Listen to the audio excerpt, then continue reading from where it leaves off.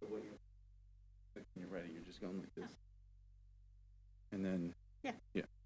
Yep. Hello, everyone. Hello. Good evening, everyone. I want to welcome everyone to our Montgomery County Town Hall on our Recovery Office and ARPA funds. The Recovery Office was created by Montgomery County to help us recover and build back better from the pandemic, dealing with all the challenges that we've faced over the last 2 years. The primary and initial source of funding for this office is the American Rescue Plan Act funding for the county. These funds are intended to be deployed thoughtfully and equitably to provide one-time funding for projects that will have long-term benefit and major impact. The Treasury actually requires us to make sure that we are engaging our full community for input on how these funds can be best utilized. And we are committed to meeting both the spirit and letter of that requirement. This town hall is one of many awareness activities we've done on the subject of ARPA and our Recovery Office that we've been having across the county with various populations, and especially those that we traditionally do not reach. In fact, this presentation today will be available on our website, and we are also having it translated into Spanish and Korean. We are collecting feedback as well as on our website, as well as here, in addition to all these talks, and are giving everyone the opportunity to have some input into how these funds should be spent. We thank you for coming here and in person and on Zoom, for listening, and hope you're going to provide your input now and in the future. I would like now to introduce Donna Richmond, our Chief of Diversity, Equity, and Inclusion for Montgomery County. This is a new position to the county, and we're thrilled to have Donna here to ensure that we meet the goals of diversity, equity, and inclusion in all areas, and in particular to share a few thoughts on why your voice is so important on these ARPA funds, and also how equity is going to be part of the entire process. Thank you, Donna. Thank you, Barbara. Good evening, everyone. As cities and counties across the country continue to grow in variations of age, economic status, educational attainment, immigration levels, and population size, they find themselves in need of focusing on identifying disparities in community programs and services, and on creating ways to address those gaps. This is especially important now, as the pandemic has exacerbated our community's racial and class disparities, while we also experience global civil unrest over racial and social injustice. As the new Chief of Diversity, Equity, and Inclusion, a significant aspect of my role is to work with county leadership to ensure that equity-oriented practices are embedded in all that we do, from the budget to structural changes to service delivery. The work of equity is about building an ethos in our organization which recognizes that age, ability, socioeconomic status, gender, sexual orientation, religion, race, and ethnicity continue to predict outcomes for many of our residents. It is through this recognition that we can identify the need to assess government policies, practices, and programs that reduce disparities among those who are marginalized while improving outcomes for all. The work is also about bridging the relationship with communities of color and low-income neighborhoods so that all of us can do the tough work together through collaborative and shared decision-making among the county and the communities it serves. As the county focuses on its commitment to diversity, equity, inclusion for all, it is also committed to ensuring an equitable recovery from the COVID-19 pandemic. With this funding allocation from the American Rescue Plan Act, ARPA, the way the county spends these funds has the opportunity to impact our community for years to come. The county leaders are looking at resource allocation through the lens of equity. Before deciding on how to allocate ARPA funds, county leaders need to understand the needs of the residents and businesses. Underserved populations and neighborhoods may have the greatest recovery needs. Hearing from community members will help leaders uncover valuable insights and guide decisions on how to spend the funds equitably, both immediately and in the long term.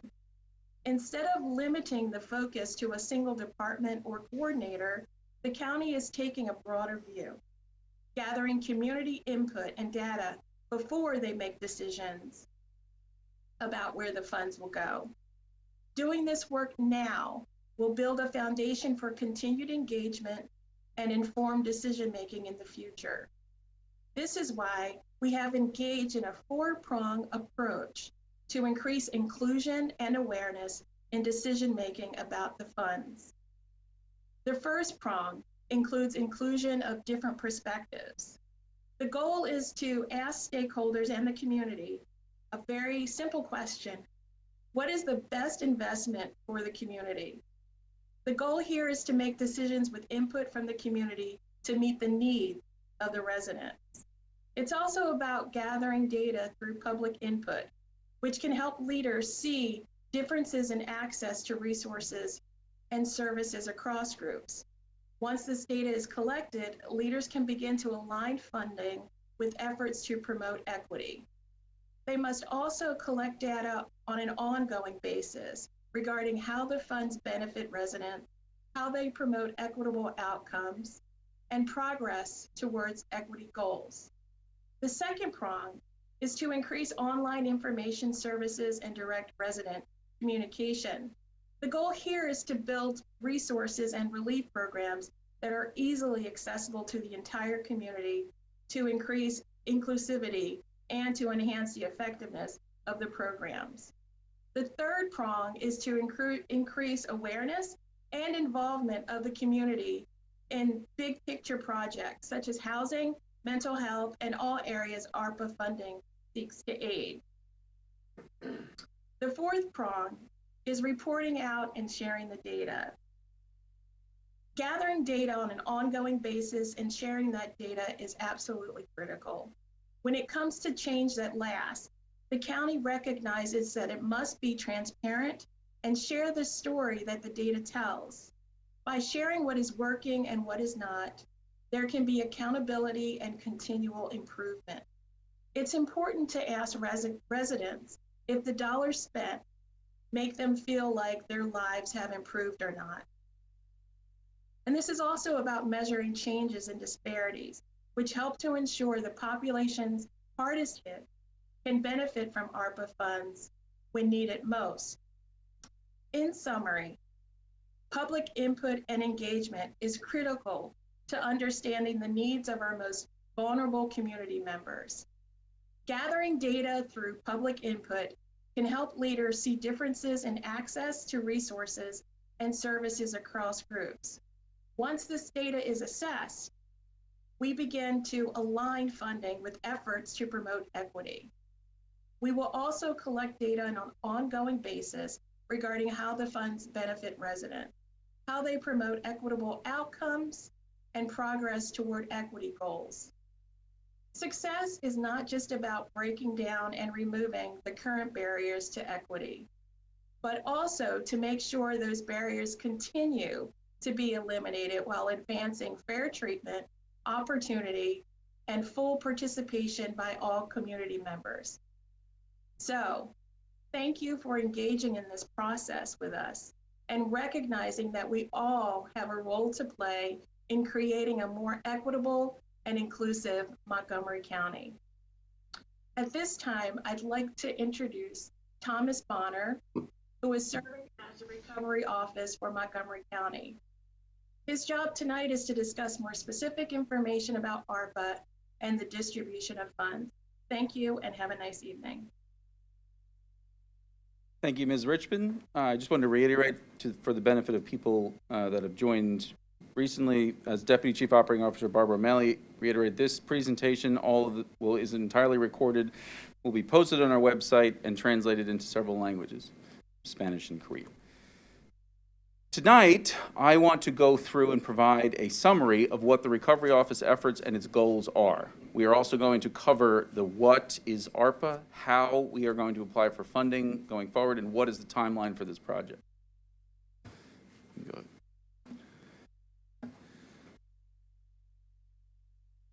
So what is ARPA? As many of you know, the American Rescue Plan Act was signed into law early in this year. It allocated approximately $1.9 trillion across multiple programs across the United States.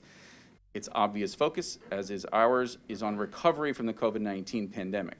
Within the ARPA legislation, the state and local fiscal recovery SLFRF plans, as you'll hear me refer to going forward, was allocated to local governments, among other bodies, with specific funding priorities. We have created the Recovery Office in response to this to successfully and objectively implement this funding that you see depicted here. Approximately $330 million has been allocated to Montgomery County today. With the recently passed federal infrastructure bill, we are expecting additional funds, and this office exists to help implement programs resulting from that funding. In addition to that, there is possible state child care program funding and additional federal budget funding that is anticipated to be coming, but for now, what you see in this chart, and you see the $161 million from the state and local fiscal recovery fund that's been allocated in Montgomery County, that is the purview of the Recovery Office today, as is future funding programs that come down from different funding sources.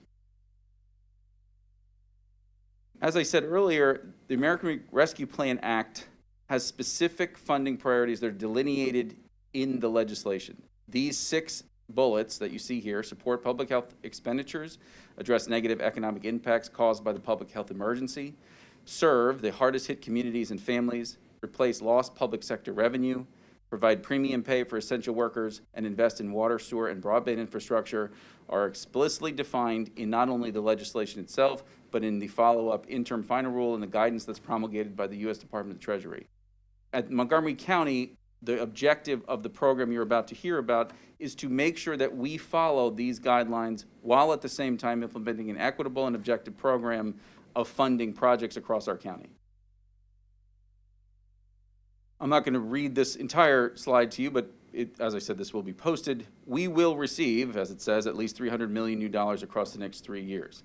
We want to be able to build, plan, and execute a program of projects that will take this money, spend it according to the funding program, in addition to following the principles of equity outlined not only by our own county leadership, but also, and as you heard Ms. Richmond speak about, also that's required by the Treasury guidance. The Recovery Office and the personnel that are being hired today will work to be collaborative, effective, equitable, inclusive, impactful, measurable, objective, responsible, transformative, and transparent. I ran through that quickly, but that is deliberate and affirmatively different than potentially programs that we've done in the past. These are the priorities of what we need to do going forward.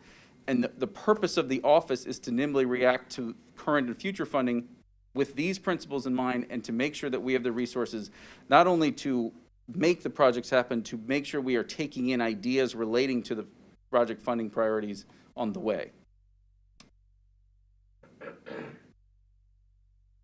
Again, I won't read this entire paragraph to you, but this is taken directly from the Deputy Secretary of the U.S. Treasury from September 21, and I'll read this bold statement in the end. Finally, when state and local governments report back on how they have used these funds, Treasury will ask them to discuss how their expenditures have advanced equity in order to promote accountability for this critical objective. This is directly required by the legislation that we invest not only thoughtfully and comprehensively in the recovery of Montgomery County, but also we do it in such a way that, as it says here, advances equity.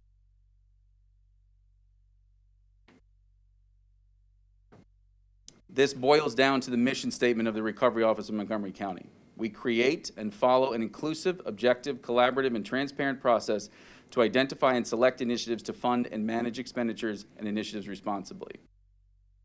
What we'll do from here is go through how, right? So what is going to happen from this point forward that represents fulfillment of this mission? So what this slide depicts is actually taken from our county website. This is on the website, and you'll see at the final slide that we are requesting follow-up from everyone on the Zoom call and everyone in the room, and anyone going forward. We have a significant number of responses already since this website went live several months ago. But what it does is it collects simple questions about what should the county focus on. So as you see on the left side, there are priorities, as you see, red, gray, blue, as far as high priority, medium priority. Address negative economic impacts and serve communities are among the highest priority items. And then we also ask for ideas. Ideas can be as simple as that. I just have this great idea. I have a proposal. I think this is a priority. Address the needs of people without housing. Invest, these are just examples. These are culled from actual submissions through the website, through the form that we have up there, and we appreciate all this feedback. And what we are going to do from here on out is actually augment what is already there with additional questions. On the end here, I just wanted to call your attention to the final bullet that's pulled off the survey submissions. Translation services for grant applications, official announcements, and volunteer opportunities. As we go to the next slide, that, among many other comments that we made, represents why we have invested in the community engagement plan. Just hold on a second, Kelly, sorry. That's okay. So our community engagement plan is actually a 4-phase plan. I'll talk about the first one first. And so what the awareness phase does is we have been engaged in that since August of 2021. Our objective is to connect with groups of community leaders that the county may not have regular contact with. You heard Ms. Richmond and Ms. O'Malley speak about that this is one of the priorities of this funding, to be transformative and to ensure that we reach all sectors of the community. Above all else, we are interested in listening because this phase informs the process, which I'll talk in much more detail about in a second, and the planning for the actual recovery funds that we have on the block to be considered. You can go ahead, Kelly. That leads us into the process engagement phase. So the community engagement plan and the first phase of it goes to the end of January, to the beginning of January 2022. We then will take that and engage again with a draft process, and we'll talk about what a process is in a second. With the community, we assimilate what we have heard during the awareness phase into this, and the process itself will be promulgated for comment. The process is that system by which we are going to take in projects, consider them, post the information as far as the decisions that were made, and then actually implement the plan from there. As I said, we'll talk in more detail about that. We're producing the final draft for distribution at the end of this process engagement period on January 17, 2022. So after that, we engage in the plan development and feedback phase. We are collecting literal submission of ideas. So at this point, we will have our portal open. We will make sure that we are providing third-party assistance, technical assistance to any entity who is interested in submitting a proposal, what we're calling a pre-proposal at this point. We're engaged in this cycle of drafting and feedback and revision. So our recovery office staff members are taking these ideas in, assessing them, working with the submitters, working with other stakeholders, working with our guidance team in Montgomery County from other departments, and we're partnering with community organizations to ensure that we have full distribution of not only the ability to submit an idea, but also what comes out of it. So the draft plan that we're going to develop, we're looking for feedback from, as I said, all sectors of the community. Which leads into the 4th phase of the community engagement plan, the final plan adoption. As the name implies, we are finalizing the plan. That comes out of this submission acceptance, comes out of the feedback phase. That is the final recovery plan will be developed for June 20th, 2022. And that then begins the project implementation phase. So that's the final piece of this that stretches all the way to the end of the funding requirements, which is we have to have funds obligated by the end of 2024 as of right now, and then liquidated by the end of 2026. So that takes us through the next piece. So again, that is ongoing, which is what that handy arrow denotes. You can go to the next slide. So what does this mean? As you can see, in the background of this is the community engagement plan. So we've been through this. What we are doing as far as developing the actual recovery plan is to follow these milestones, which again coincide with the community engagement plan we just talked through. The submission process that will be drafted for distribution by the end of December effectively represents how we take in projects, right? So the submission process is intake through the web portal that we will have live. I'll talk a little bit about in a second. It provides third-party assistance for submission. That's an RFP that we have actually published as of today, and we're looking for submissions on. The objective here, and the requirement, I should say, is to produce apples-to-apples project comparison documents so that it's not just that someone who knew how to do this submitted an idea and it was a great one. We want to be sure that any idea that's submitted that is a viable one, we assist in making sure that that can be fleshed out and compared across the board in an objective and transparent manner. All of our decisions will be posted ultimately on the county website, the logic behind it, the justifications behind what was selected, this is the first step. This submission process is how we get to the point that we are accepting proposals and measuring them. The metrics will be key to understanding how we create an objective tool. So the idea here is we go through and we create a list of comparison metrics, we put that out for feedback, we adjust them as appropriate, and then that becomes the objective tool by which we measure all the initiatives we have. As you can see here, there's a couple more milestones. The January 6, 2022 third-party technical assistant contract is awarded. We expect that the third-party provider will be on board at that point, and that the final submission process is distributed. That then leads to the phase whereby we are accepting submissions. The web portal is open for submissions on February 1st of 2022. Submissions will be formatted through the form as pre-proposals. What that means is effectively you're submitting as much information as we're requesting, which, as it says, you're required to review the guideline information to decide how it fits in. You're going to be answering questions that are predefined on the webpage. You're going to submit data and financial plans, whatever you have, and provide brief narrative descriptions. This is the part where we have a third-party provider that will be available to assist people in submitting ideas. In addition, we in the recovery office, once these ideas come in, our job is to make sure that everything is comparable on a level basis. And so to the extent that projects can be put together or coordinated, or we receive several of the same thing, we're going to reach back out and follow up and coordinate and develop initiatives that ideally cross municipal, school district, and even county lines to the extent that that makes sense. That then brings us to the final recovery plan. So the submissions are accepted all the way through April 30th, 2022. At that point, we will produce a draft plan, right? The draft recovery plan, and as it says here, the plan document establishes all the projects funded by the county, state, and local fiscal recovery funds and provides the roadmap for implementation by county staff. We will produce that draft for distribution and comment by May 31st of 2022, and then we will take that feedback and publish the final plan on June 20th of 2022.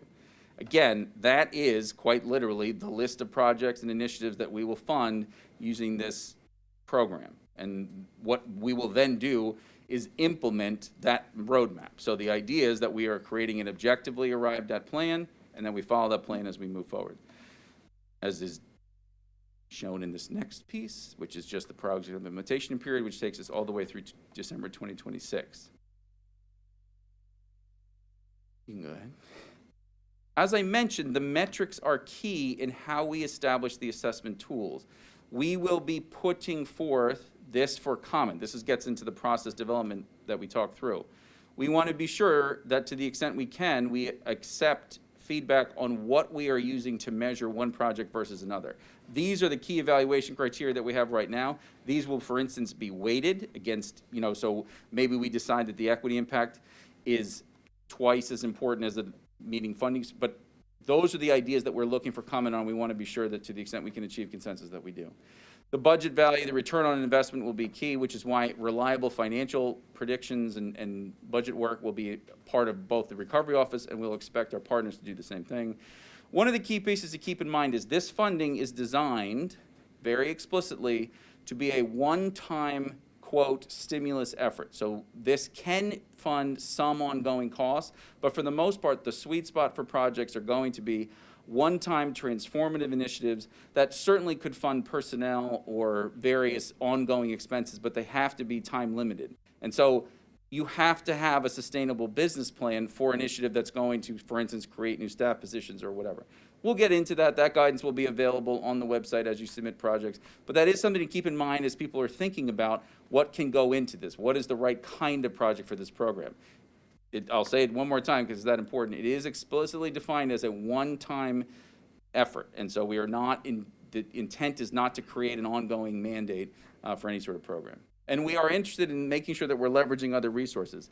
ARPA, as I said, is a $1.9 trillion bill with many programs coming across the state of Pennsylvania in addition to the state and local fiscal recovery funds coming to the county of Montgomery. So we want to be sure to the extent that it's possible that we're leveraging these other resources. What this then leads to is a process by which we are going to, and this is a simplistic way, but it does represent the entire process. I've said this a couple times, level apples to apples objective comparison is step one. We include that key evaluation criteria and weighted analysis of the priorities dictated in the ARPA legislation. There's a review and approval of our project's program, and the scoring and rationale will be posted publicly. Ms. Richmond spoke about the communication and making sure that we are doing that in an equitable way. Part of that transparency dictates that the decisions, both the projects we do fund and the projects we do not fund, the reason for those are posted on our website through the portal that we're building now. And then the documentation of the plan incorporated into the community engagement process. The idea is that we're putting that forth. We will be looking to work with nonprofit, individual, corporate, municipal, and school district partners. In the case of municipal and school district partners, because I know several people registered for this and I want to be sure that we address this, there is an opportunity to make sure that we are coordinating across boundaries. We also need to be sure that, as I write here, we necessarily involve the understanding of the role that the county funds play in either augmenting, supplanting, or coordinating other allocations. What that means simply is, if a school district or municipality participates appropriately in an effort, we want to be sure that whatever funds were provided to either to the school district or the municipality and to the county are coordinated in a way that makes sense for the benefit of whether it's the initiative or the accounting of the funding. And so I think that, put simply, there will be additional questions in our submission forms for municipal and school district partners. But again, this is an exciting opportunity to coordinate across jurisdictions where a community center, for instance, could affect both the municipality and the school district and the county. We want to be sure we're doing that. And in fact, that is a key piece that is explicitly defined in the legislation as an objective. So finally, I'll leave it here, and we're certainly interested in hearing comments and questions. We want to be sure that you, if you are interested, submit your email address and feedback on the county recovery page, which is listed here. Very simple, montcopa.org/recovery office. At that point, we're monitoring that list. We will be communicating out to that email list among the other formats that you see listed here, whether it's Twitter, Facebook, or Instagram. And we are interested in accepting both feedback on our efforts, in addition to ideas, in addition to simply comments. That's all possible through the website. So we're interested in getting that. And we look forward tonight to talking through your comments and questions. I believe the way this will work is we have several people in the room here tonight. We're going to start with the people here. Kelly Co-Francisco, our Director of Communications, is going to assist with moderation of the questions from the Zoom panel, from the Zoom participants. All I would say is simply to be respectful of people's time. We are not going to limit comments or questions, but we do hope that everyone is accounting for the fact that there are other people who need to ask questions and want to raise comments. With that, I will leave it to, I believe we'll start with people in the room first, and we'll go from there. So if you do have a comment or question, please feel free to come up to the podium and ask it. That way the microphone records what you said, and we'll be sure to include that in what we posted.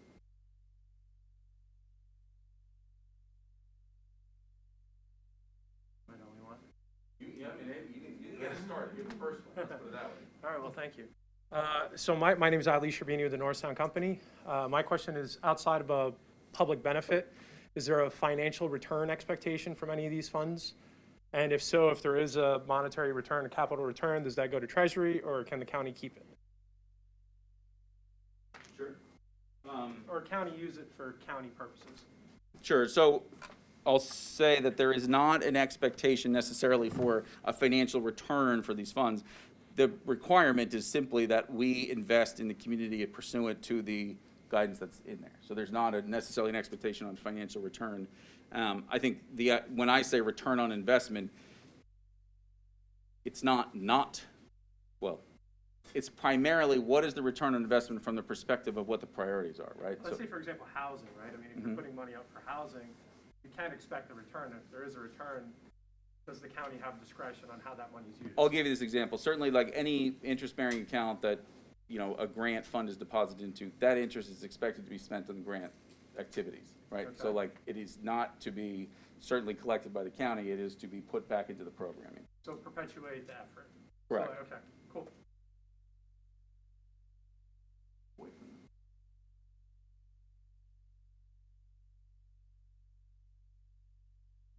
Hi there, Jamie Mogul, Lower Marion. Question, you talked about leveraging other resources.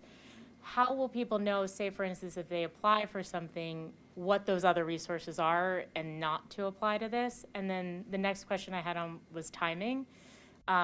This is out a certain, a year or 2 years. What about people who have things like an urgency, maybe, response to needs, we talked about homelessness, food insecurity, that are more pressing, that maybe can't wait a year or 2 years? Is there going to be like a rolling basis or an application before that recovery plan? Sure. Okay. Yeah. Yeah. Hello. Hello, so thank you for that question. And I do think it's important to note that we're getting $161 million from the American Rescue Plan Act to use, as you said, over to 2026. That's a lot of money, but it's also not a lot of money. And it is a single source of funding, and the county has a variety of sources of funding. So a lot of what you're speaking of when you talk about homeless services, the county has its own funding specifically for that purpose. We receive HUD dollars. There are communities within the county that receive their own funding. So this is very specific funding for very specific things. So if you have immediate needs for specific people, you should likely be pursuing another source. And that's something that we want to build into our website as well, because we know that we're going to have people coming to us with great ideas that this money is not intended for. So we do want to be very specific. This money has a specific purpose, specific criteria. That doesn't mean the ideas aren't good and shouldn't be funded, and that this is going to be the place to come to talk about those ideas and maybe partner you with other people. We're also talking to the philanthropy community to talk about what kind of resources they have, and when we hear good ideas and catalog them and score them and talk about this is what the value this can bring, even though it might not be suitable for this particular type of funding, it could be suitable for a future round of funding. It could be suitable for funding that's coming from the state through ARPA funds, or it could be something that a community foundation wants to invest in. So if you have immediate needs, you should obviously contact the Health and Human Services Department, contact the county. But if you put your idea here, it will get looked at and it will get reviewed and it will get scored. And there are other people that are going to be able to look at that and maybe invest in that as well. So I do want to be very specific about this funding. We see it as a great opportunity and an obligation, and we really are taking to heart this community engagement piece. So we don't have specific plans right now for this funding, but we are looking to use this as a model for how we make decisions in the future and hearing from people and partnering people and putting resources together. I think you had a first part of your question. I hope that answered everything. Or It's about the timeline. yeah, that I think was yours. Yeah. So I think just to reiterate, the timeline that we outlined has the plan. Submission start 3 months from now, right, in February, not so far in the distance. I'm not saying it's not some distance. And then the final plan is done by, like, it's published by the end of June of 2022 of next year. And so I think Barbara answered some of your question as far as like the immediate needs and the applicability to different programs. I think at the same time, this timeline is designed to make sure that we can accept appropriate project ideas, have people flesh them out, have time to analyze them, and then, make a decision that's based on a process that can be published and advertised and all of that. I don't know if that answers your question as far as.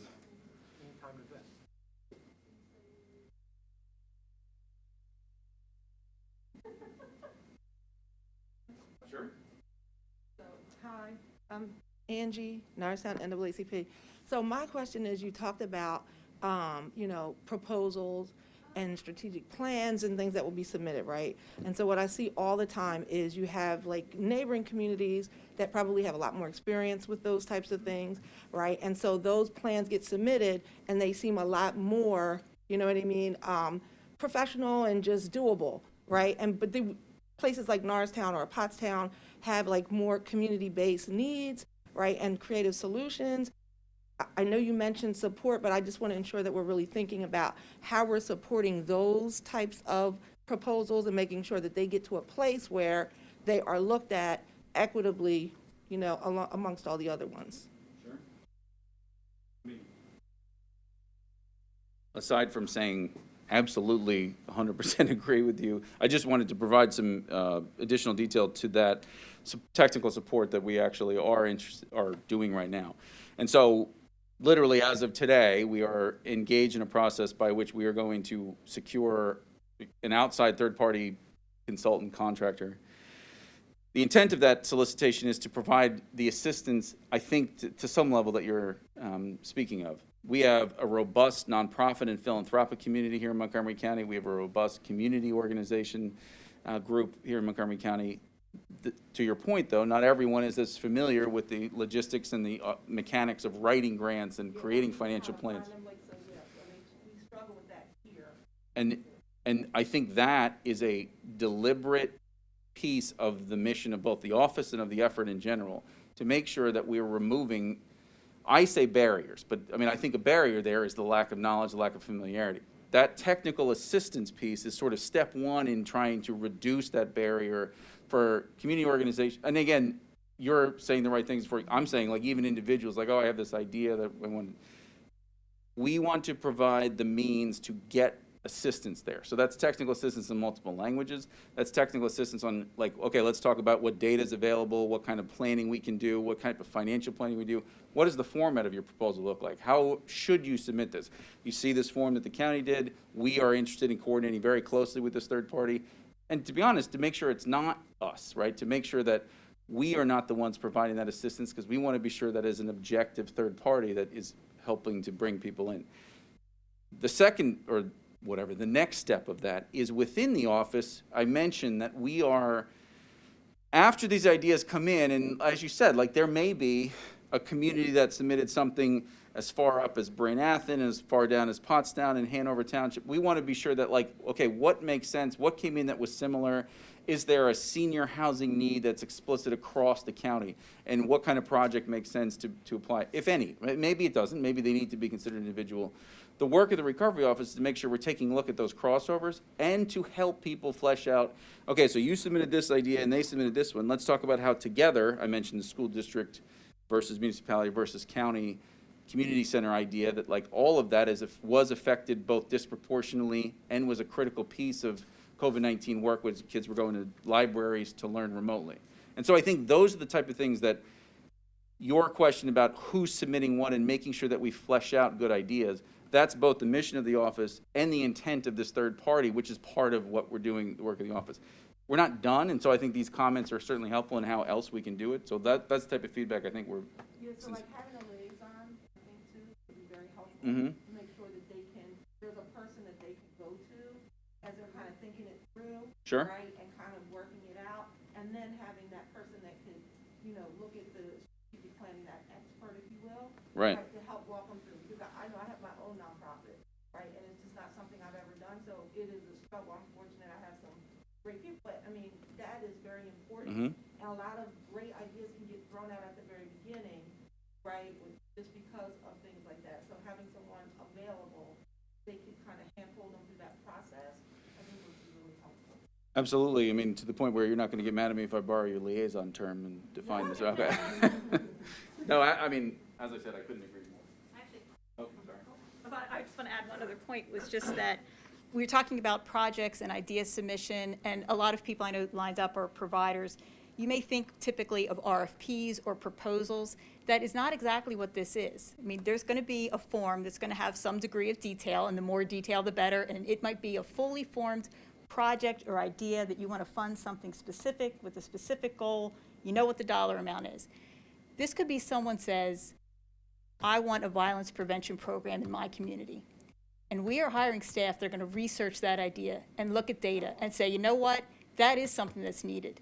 And it meets all these criteria, it meets all these goals, and we don't have a provider for this, but that's something that we're going to put out an RFP. So the plan might specifically say, we're going to fund X project for X dollars to do X thing. The plan might also say, we're going to put some amount of money to a violence prevention program in this community, because it was vetted, not just because an idea was thrown out there, but the idea would be put out there and vetted and found to be something that is needed, meets the criteria, supports, the requirements of the U.S. Treasury. So I don't want you to think that the only thing that will even be looked at or seriously considered are full-blown projects either. So that is going to help alleviate as well and put more people on an even playing field and let communities, again, really speak to what they need.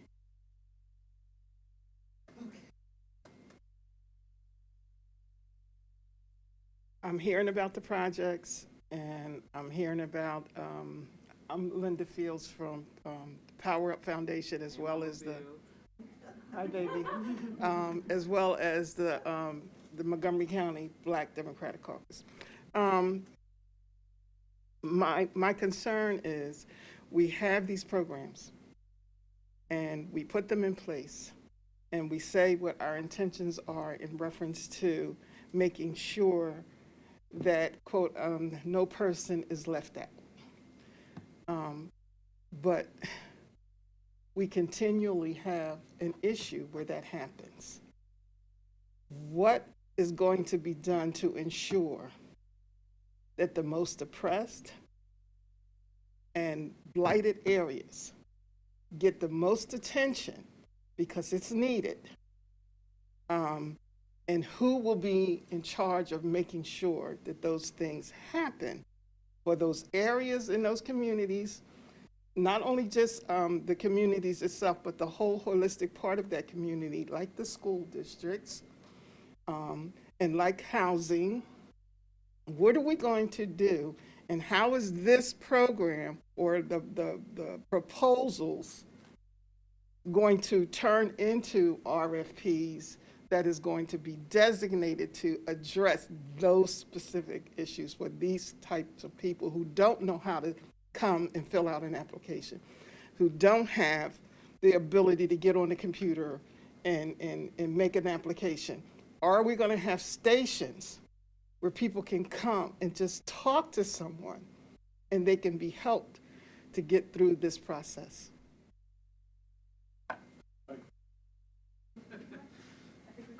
Yeah, right. So that, I think, is a great question. I'm going to react specifically to what you said about what's going to be done to ensure that we focus on the right communities, right? So you saw in part of the presentation, and we'll see again, one of the top six, like, I don't mean top six as in ranking, the highest level priority is to serve underserved communities. There is explicit definitions of what that means in the guidance. That is down to zip codes and census tracts. That is explicit. There is also methodology prescribed to make sure that us, are determining what the hardest hit communities are. What does that mean?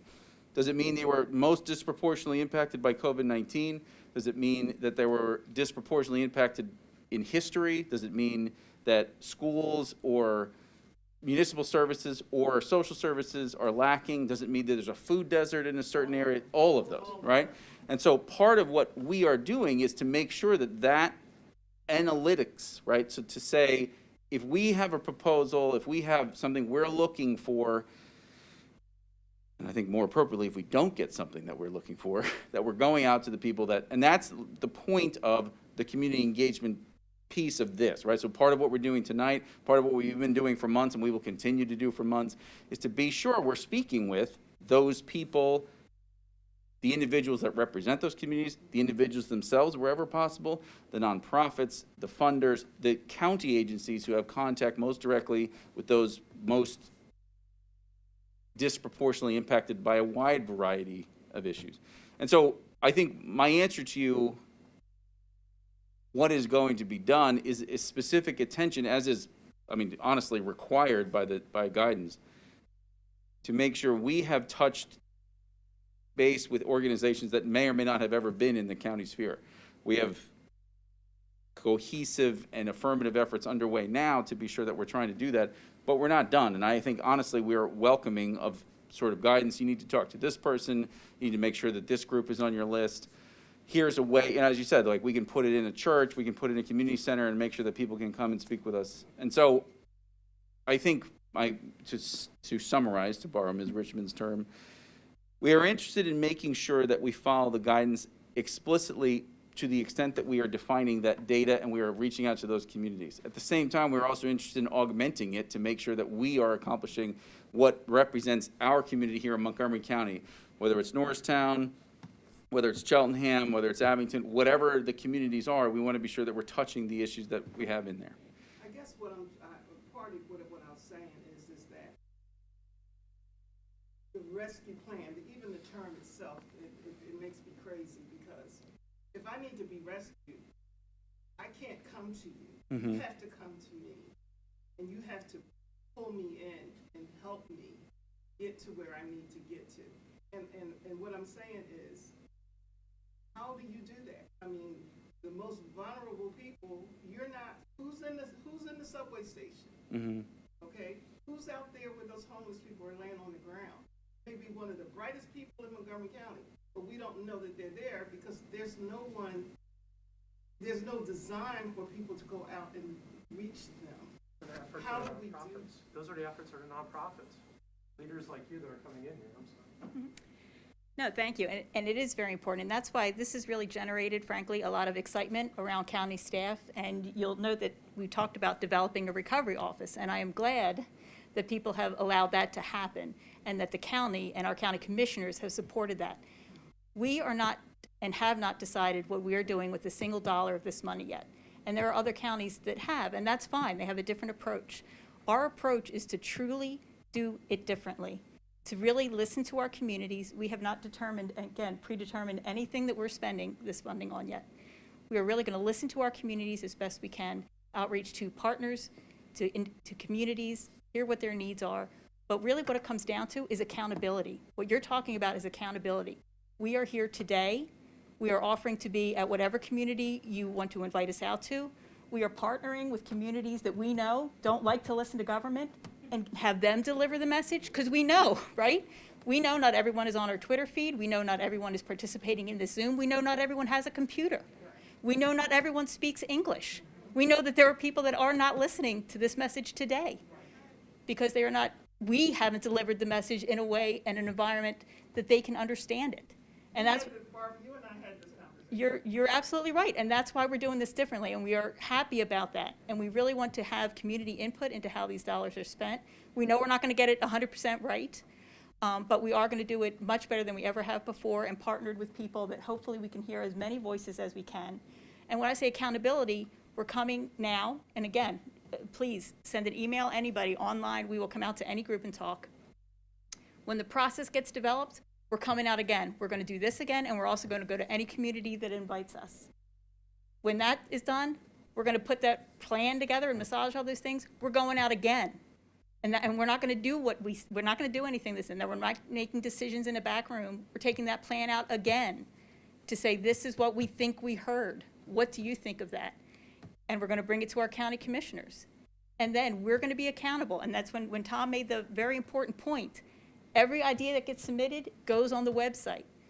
So the whole county can see when the community said we want these 20 things, and if we decide to pick number 110, you're going to say why. And we're going to have to explain it. It's accountability. That's about all I can offer. That's about all any of us can offer. And that's what we're offering in terms of how we're going to make sure this money gets spent the way it's supposed to be.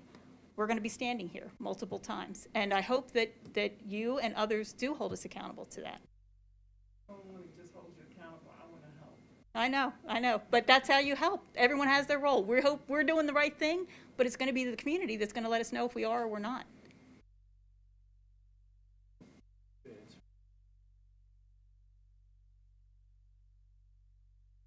Hi, Gigi Moffett, Narberth Borough, Narberth Community Food Bank. I would hope that out of all the information that you're collecting and gathering, that even those that would be rejected, or those that are successful, right, you then have this information about everybody in the community and what they're looking to do, that you would be able to create bigger, broader partnerships, and those projects that are the most successful, if we're tracking years from now whether they are successful or not, that we create a real connected model across the county for success. How about that? I'm all for it. Thank you, and Barb, thank you for everything.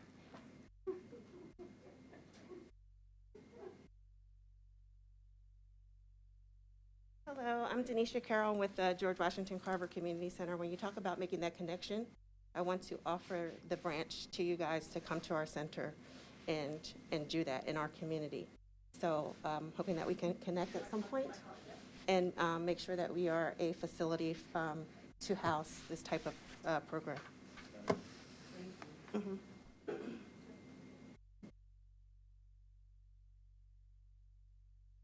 Anyone else in the room?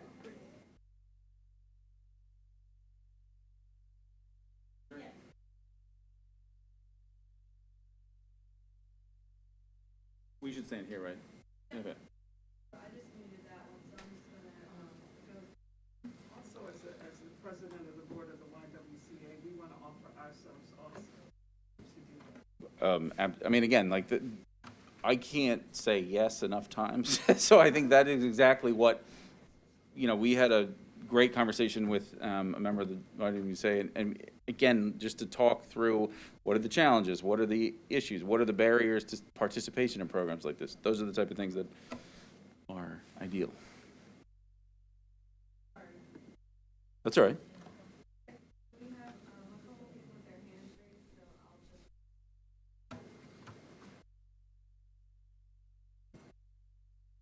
Okay, we're going to start with Cheryl Darby. You can unmute. Hi, can you hear me? Mm-hmm. Yes. Okay, great. Hi, my name is Cheryl Darby. I live in White Marsh Township. I wanted to speak tonight. I run a monthly homeless outreach with a friend of mine, and we've been doing this for about 10 months now. We set up at the Norristown Transportation Center the last Saturday of every month. We bring food, we bring toiletries, we bring sleeping bags, we bring, just sneakers and clothes and just anything that they would need. This has been funded completely by the generosity of the people in our community.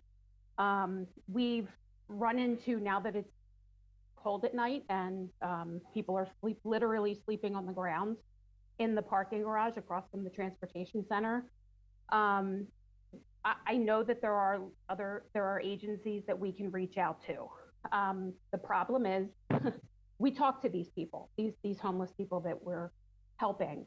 And we've heard the stories, we've heard why they're homeless, we've heard how they're trying to get, work through the system and get some assistance. The shelters are full. They can't get in shelters. The resources are limited. Street outreach has been great. Mobile crisis has been great. And we were able to get some supplies for some of these folks this weekend who literally sleeping outside with a blanket. That's it. They were able to get them tents, but they had to check their supplies to see if they had enough supplies to give. So I really wasn't sure what this was. So I wanted to get on the meeting just to kind of see. And I think the need here is obviously more immediate. It's not a longer term thing. And I will talk to my friend who I run this with and see, what our ideas could be for funding for long term. But I guess my question would be, what can we do for these folks in the short term? I mean, I know that there are agencies that can help, but these agencies don't seem to have, I don't know if it's enough staff. It's definitely not enough funding. And just, there should not be people sleeping on the ground in the parking garage across from the Norristown Transportation Center when it is 25 degrees outside.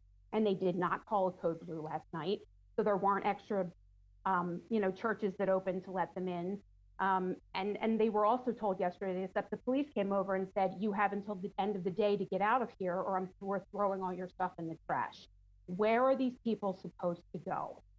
We are the United States of America. There should not be human beings sleeping outside on the concrete in 25 degree weather. So I know that's not Montgomery County's fault, but I'm one person and I'm doing what I can. This is unacceptable to me, just unacceptable that these people are living in these conditions, and I'm upset and I'm frustrated and I'm brokenhearted and I'm disappointed, and I'd like to just talk to someone, and this is not the time, and I get that now after having sat through all of this, but maybe there's someone that I can, somebody could shoot me a chat and say, this is who you could talk to. I want to do something for these folks, and I want to find out how I can best help them. And I do think that some of this money needs to go towards to help these folks long term, because we should not have human beings sleeping on the street. It's just unacceptable. So, if anyone could point me in the right direction of who to talk to, I would greatly appreciate it. Thank you. Yes, Cheryl. Thank you very much for your comments. And most importantly, thank you for the work that you're doing. I mean, it is tremendous work. It is difficult work to work hands-on like that. with people, and I know, you're seeing the pain every day. We do have a Your Way Home partnership, and I know you're familiar, based on what you're saying in terms of street outreach. You are quite right. There is not enough shelter beds right now, and there are places, and frankly, affordable housing is a huge need in this county that we are aware of, and that is something that this funding could potentially address. And those are the kind of, when you hear people talk about upstream, not the immediate solutions, but how do we look on those long-term issues that are really causing the problems that we're seeing? That's what this money is intended for. So I'm glad that you came, and it was right to come. But I will put some names for you, people that you can talk to about what they're doing in the community. But it does take people like you reaching out to people, developing relationships, helping people to get through, and also supporting on an operational level some of the community organizations that are doing that work. So we will get some people for you to be in touch with. But again, this funding hopefully can have an impact on some more of those longer term issues. Thank you.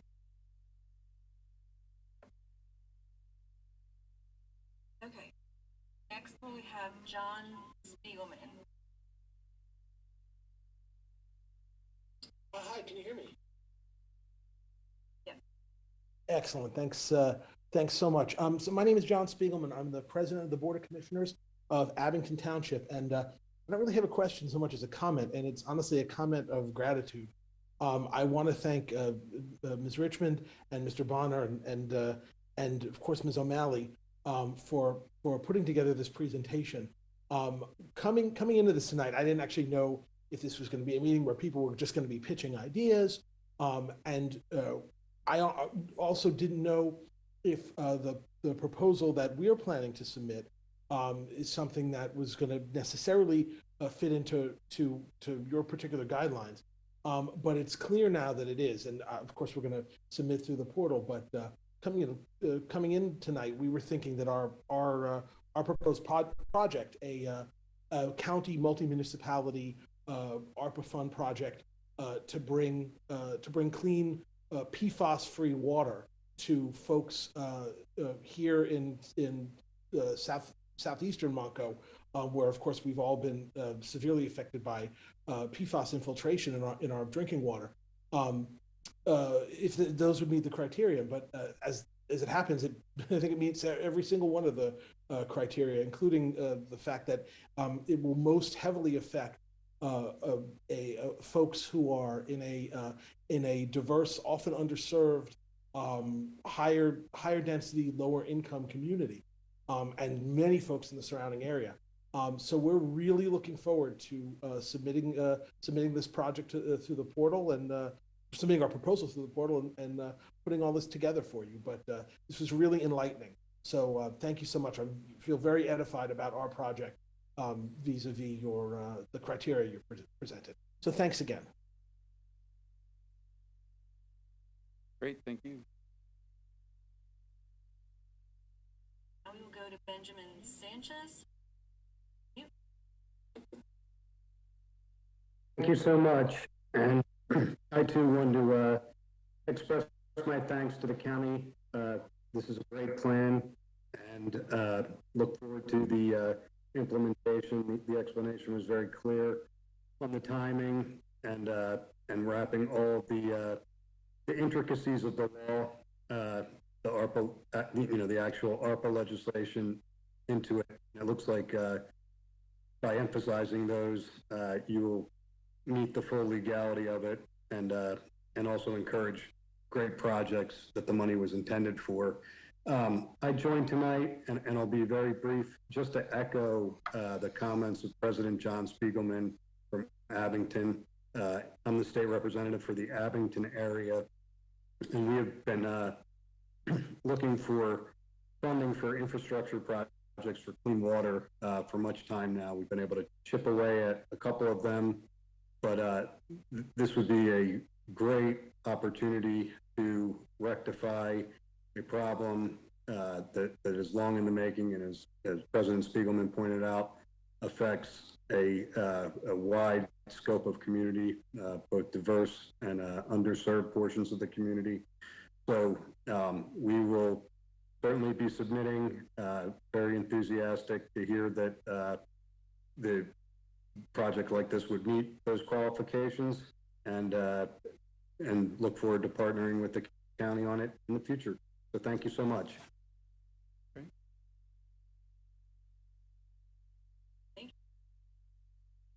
We have Hakeem Jones. Unmute yourself. Hi, good evening, everybody. Thank you guys, Montgomery County, for hosting this. And thank you, everyone, for your comments and your concerns. I've been following it, and it's all much needed things. The question I had was for here in Norristown. I'm a Norristown City Councilman, a lifelong resident, and I'm involved with multiple nonprofits. We are a high rental community, and we have many displaced from the recent hurricane. And but what I also see is that majority of Norristown residents spend majority of their income on rent. And I know there's so many families who have the ability to hold down a mortgage. You know, if they're paying $1,400 a month in rent, there may be one or two paychecks or even a little bit of financial literacy away from obtaining a mortgage. So I'm just wondering if some of this funding could be used to further some of our local organizations who are helping with credit building, credit repair, and helping people purchase their homes instead of, continuing to rent really high prices where we know they can afford it. But at the same time, they just need a little bit more resources and education to get over the hump. So that's where I would hope some of this funding could go. Thank you. Sure, I appreciate that, Councilman. I think, just to be clear, and, this is in line with what we've spoken about tonight, that this funding is intended to be, the words transformational and generational have certainly been, are sprinkled throughout the guidance and the legislation itself. That type of program is certainly in line with the keeping, and so I think as we move forward and exploring it, again, it is in line with certainly the intent of the funding. I mean, it would all be submitted through this and go through the objective process, but those are the type of transformative efforts that are, as Barbara said, the upstream, right? So what is the root causes of the issues that we experience here?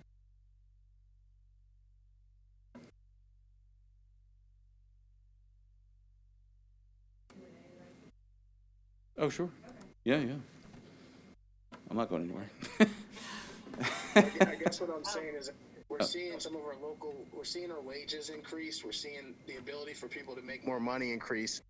I just think that, some folks are maybe a few $100s a month away from achieving that American dream of owning their home, opposed to being a high population rental community, 60% or more, where we've known that many people can, with a little bit of help, they can achieve that American dream of owning their homes, which will also prevent some of these challenges that we're seeing today.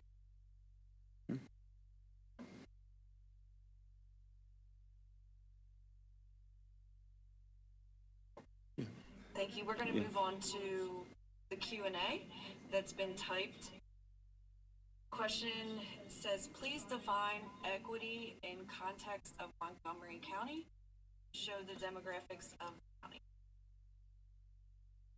county. So I appreciate this question. I think one of the key pieces to the work that the recovery office certainly has, and we have to be able to communicate that is, and again, not only, but certainly importantly because you asked this question, but also because we have to be able to show what it actually means, right? To say we're being equitable is not the same as actually doing it. And so to your point about the data, I don't have that data tonight, and I can't show you that right now, but that is the intent of, we have to be able to measure the equitable approach. How were we equitable? What did we do to ensure that we pursued all corners of the community and making sure that people had an equitable opportunity to participate in the program, that people heard about it. And so that is a key piece of what we will do as part of this effort. And as we said with everything, as Ms. O'Malley spoke earlier, all of this will be publicly posted and available, including, for instance, we will be required to report to the federal government every quarter. Those reports will be posted. And so part of those reports is measuring the equity approach to the programs that we've pursued, that we've chosen. How did we decide on the programs? All of that, it's a small thing, but it is a major piece of what we want to do, is to be able to communicate transparently. So that'll be certainly something that we share. next question says, as you review proposals and find groups working on the same issue or related aspects of an issue, will there be any opportunity to share information and perhaps have one more group combine efforts to provide a better, more comprehensive and more sustainable result? I certainly intended to have said this, so I appreciate that you did. This is honestly one of the key pieces of the work of the Recovery Office, to be able to accept what would otherwise be, and this sort of gets into the siloing of what would otherwise be individual, quote, proposals. Well, we're accepting these and deliberately calling them pre-proposals, so the team that works inside the Recovery Office can then look at, okay, so we have this program here and this program here, and they're getting money to support this program, but we could support this over, though that is literally the work. And so I think part of it is to maximize the efficacy of the funding and the programs themselves. Can we coordinate across jurisdictional lines? Can we be sure that, for instance, and again, these are just examples, but if there's a broadband project, for instance, that needs necessarily to bring, high-speed internet service to a historically underserved area, is there a way that on the way to doing that, we are having to install whether utility lines, and so there's other work that we need to coordinate in that municipality or in that community or in that school district. Those are the type of things that, yes, absolutely, is one of the key pieces of the purview of the Recovery Office, to make sure that those efforts are coordinated across the board.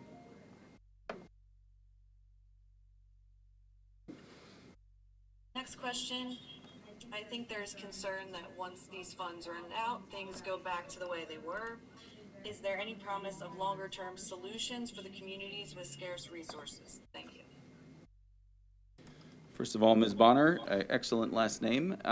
The answer to your question is that, as I said earlier, and it's not, okay, so the intent of this funding is to be a one-time injection and to help implement recovery. Some of the ideas that have been mentioned here tonight, some of the ideas that people submitted on our website, some of the ideas that people submitted in the registration for this very webinar are directly in line with making sure that we can augment and instill sort of that sort of injection of help, right?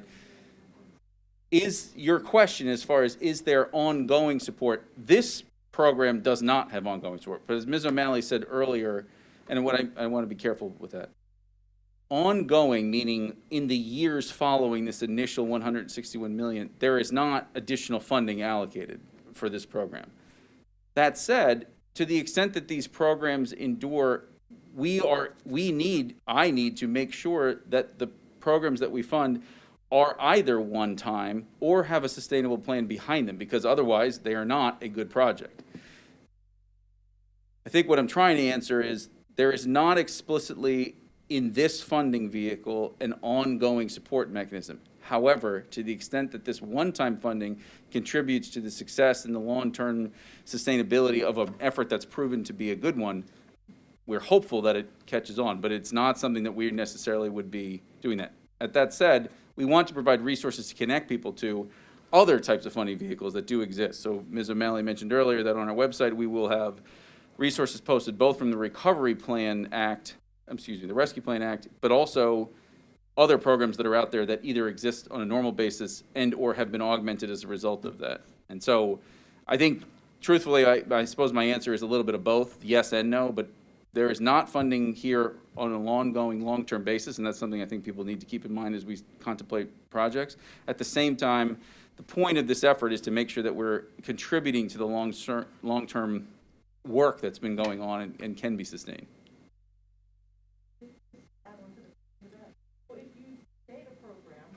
Mm-hmm. Oh, sorry, yeah, just so we can, because we'll post it as a recording. So to add on to that, if you create a program, through this funding, that we determine is something that's really great, is that something that the county would then work to try to help create like something that's more sustainable through other resources, or, you know what I mean? Like, is that something that we could potentially look to? I mean, I think that when I say the program has to be sustainable, so our work is going to be, this idea came in, it's going to represent $10 million of funding for this specific program. if it funds, for instance, for that $10 million, 100 staff people, well, what happens to those staff people on, January 1, 2027, when this funding runs out? That we ask the question means that whether you're submitting it and your entity has a plan for that after the fact, well, okay, that makes it a semi more valuable proposal.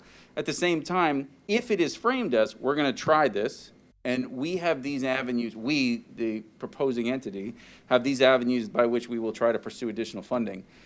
The answer to your question is not to say that we, the county, or really anybody else, couldn't commit to funding an effort that's through this, because it's very explicitly designed to be one-off, capacity building, construction efforts, things that are meant to increase capacity for food warehousing or whatever it is, right? So like, these are things that help the long-term program, but they are based on one-time funding.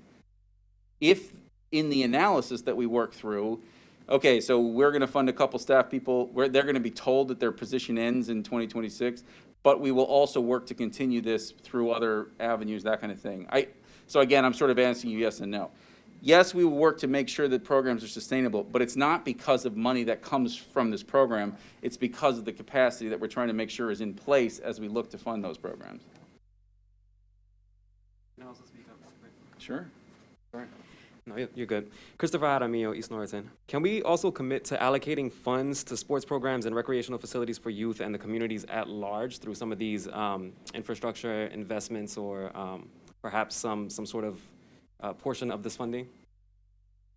Sure. So let me ask, I think just to answer the question directly, we can't commit to anything tonight. I think those types of programs, though, are certainly in line with, you saw the priorities, and as you said, you'll see them posted. Investing in communities, community centers are explicitly called out as a key goal. Those type of recreational programs are obviously integral to those type of efforts. And so there's nothing that says, nope, no sports or anything like. The idea is, as you serve underserved communities, what are the things that they're underserved with? And so any of those project ideas are certainly something that would be contemplated. I'll commit to assessing them, let's put it that way.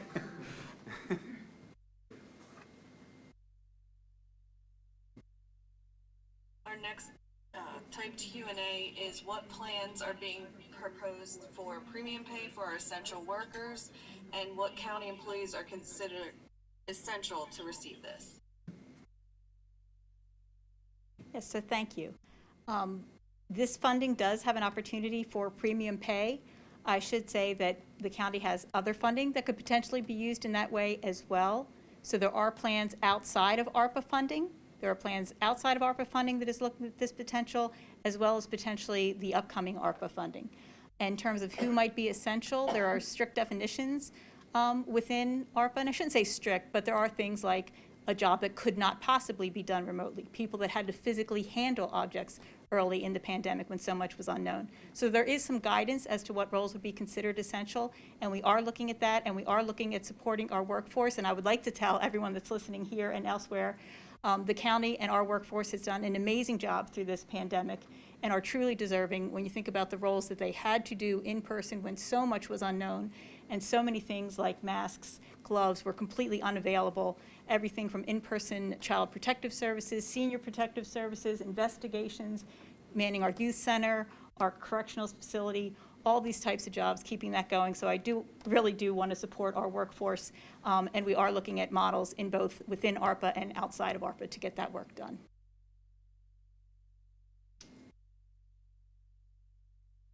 We have one other person with their hand raised.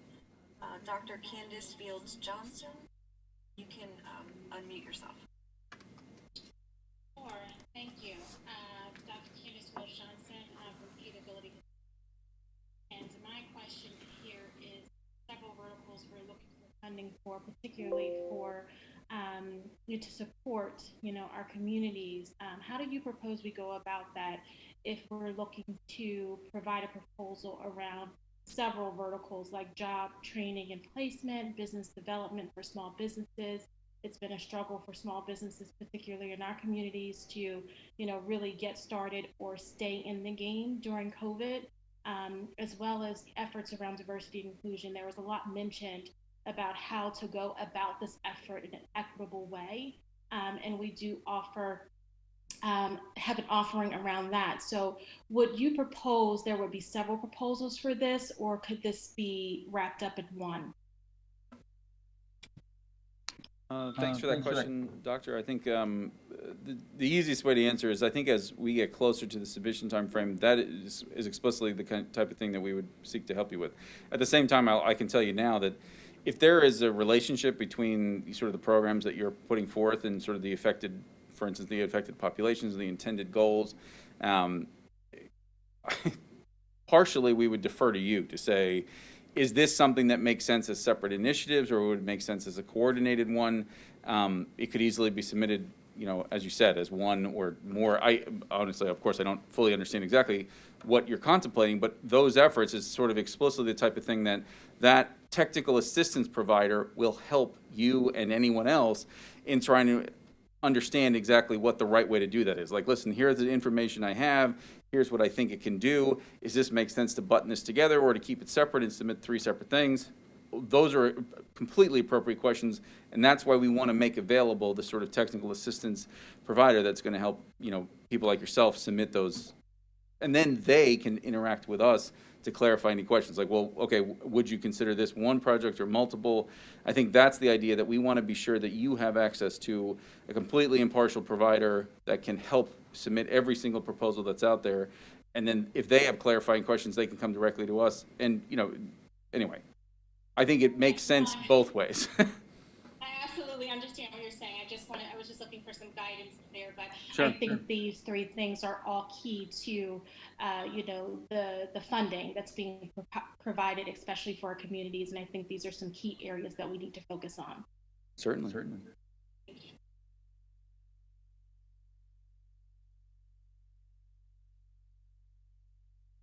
Okay. Anybody else in the room? Well, certainly speaking for myself and Ms. O'Malley and Ms. Richmond, I appreciate everyone's participation here tonight. As Barbara and Donna both said, we will be coming back and we'll be doing this again, and hopefully if things go well, you'll get sick of us, and we'll go from there. But again, as we will keep this feed going, right? So we mentioned in the presentation, and we will post that, that people should go on the website, definitely submit your email address. We will reach out to that list to communicate. Kelly is our Director of Communications. Ms. Cofrancisco is posting things in our chat that can be considered resources, and as I said, we certainly appreciate anything you want. So thanks very much. Have a good evening, and thanks for being here.